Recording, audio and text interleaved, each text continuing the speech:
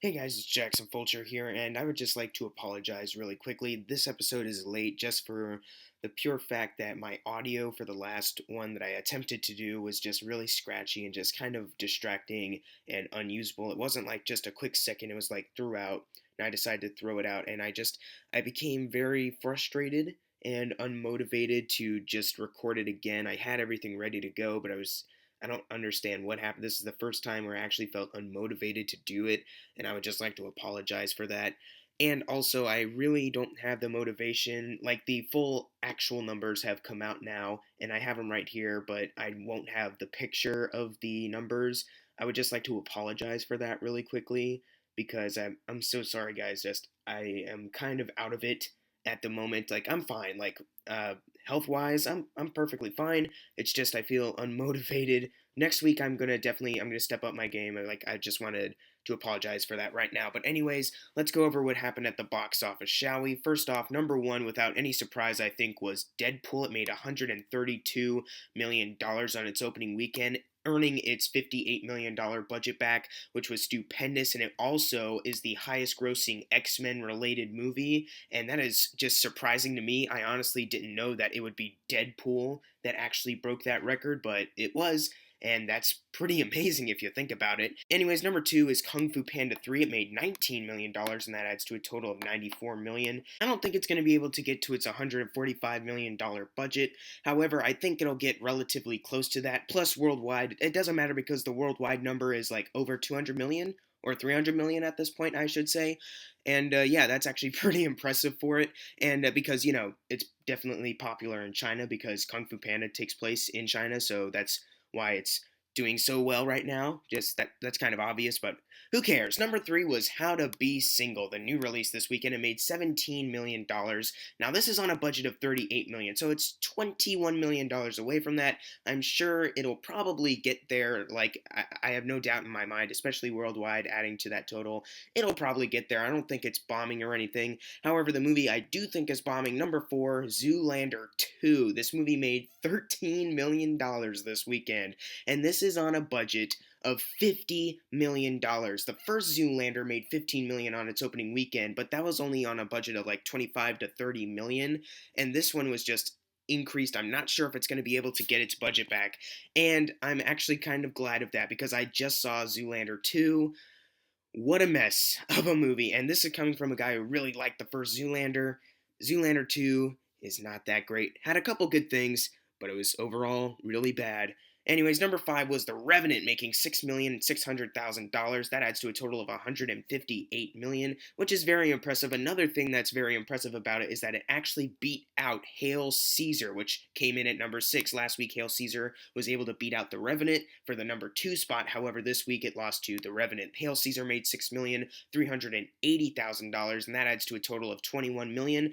And this is actually only $1 million away from its budget of 22. So that's actually fine. It's doing relatively okay. It's definitely the lowest grossing Coen Brothers movie. I've heard that somewhere, which I guess is a disappointment. It's a disappointment that they didn't double their $22 million budget. But still, Hail Caesar is a very interesting movie. It really is going to only appeal to some audience members. That's just the way it is. Plus, the Coen brothers don't really care. They just kind of make movies for them, which I can respect that. But anyways, moving on. Number seven was Star Wars: The Force Awakens, making $6,242,000, adding to a total of $914 million.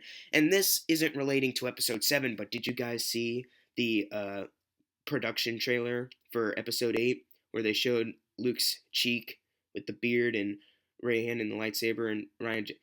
That was great, wasn't it? Yeah, okay, moving on.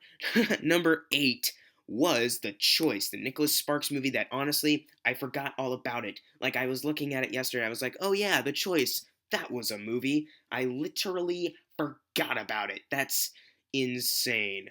But anyways, yeah, The Choice made $5 million, and that adds to a total of $13 million. So it's doing fine. The budget, of course, was just $10 million, so it just made 13 million, so it's fine. It got 3 million more than its budget. Perfectly fine. Just I don't know if this is the lowest grossing Nicholas Sparks movie. Maybe it is, but I don't know because I don't care about Nicholas Sparks.